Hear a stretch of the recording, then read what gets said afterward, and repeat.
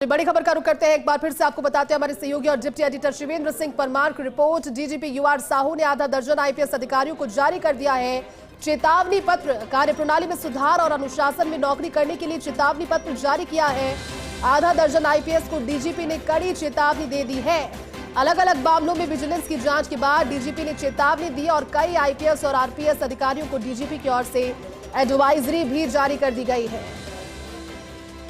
बड़ी खबर आपको बता रहे हैं, डीजीपी यूआर साहू ने चेतावनी पत्र जारी किया है जिसमें आधा दर्जन आईपीएस अधिकारी भी हैं और डीजीपी यूआर साहू ने आधा दर्जन आईपीएस अधिकारियों को चेतावनी पत्र जारी करते हुए उनकी कार्यप्रणाली में सुधार करने और अनुशासन में नौकरी करने के लिए चेतावनी पत्र जारी किया है। आप समझ सकते हैं, चेतावनी पत्र ज्यादा अल्टीमेटम के तौर पर नजर आ रहा है, क्योंकि अनुशासन में नौकरी आप कीजिए, कार्यप्रणाली को ठीक कीजिए, ये बात उन्होंने साफ तौर पर इस चेतावनी पत्र के जरिए कह दी है। ज्यादा जानकारी के साथ डिप्टी एडिटर शिवेंद्र सिंह परमार जुट गए। शिवेंद्र, डीजीपी यूआर साहू ने आधा दर्जन आईपीएस अधिकारियों को चेतावनी पत्र जारी कर दिया है और उनकी कार्यप्रणाली और अनुशासन से नौकरी करने की चेतावनी जारी की। अब जाहिर सी बात है कि पहले विजिलेंस की जांच में कुछ चीजें ऐसी पाई गई होगी, इसके बाद ये चेतावनी पत्र जारी कर दिया गया।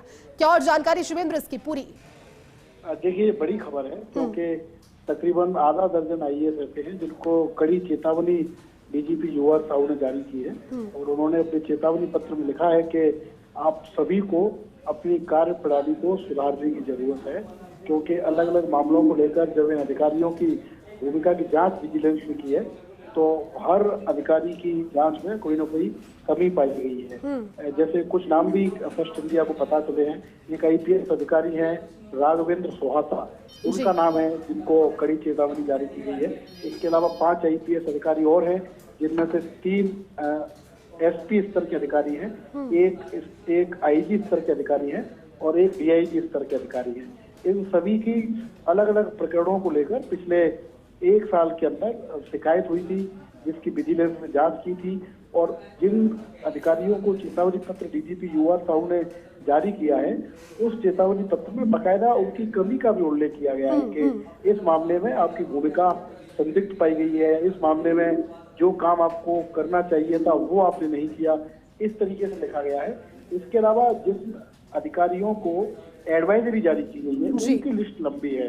उसमें तकरीबन 22 आरपीएस अधिकारी हैं जिनको एडवाइजरी जारी की गई है कि आपके काम में कमी है, आपका काम संतोषप्रद नहीं मिला है, तो आपको ये निर्देश दिए जाते हैं कि आप अपने काम को सुधारिए, वरना आने वाले दिनों में आप पर कार्रवाई हो सकती है।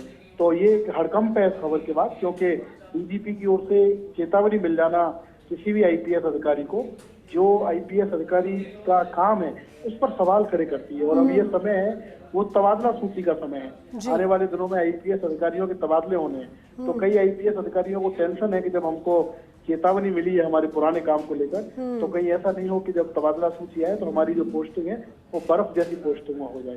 तो ये बड़ी खबर है कि डीजीपी ने चेतावनी पत्र जारी किए हैं 6 आईपीएस अधिकारियों को और तकरीबन 3 दर्जन से अधिक आईपीएस और आरपीएस को एडवाइजरी जारी की।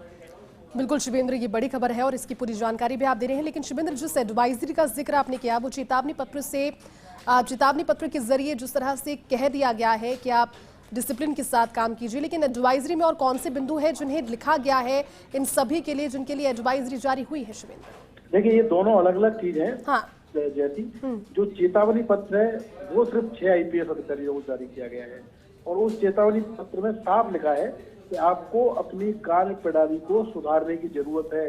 आपकी कमी स्पष्ट पाई गई है।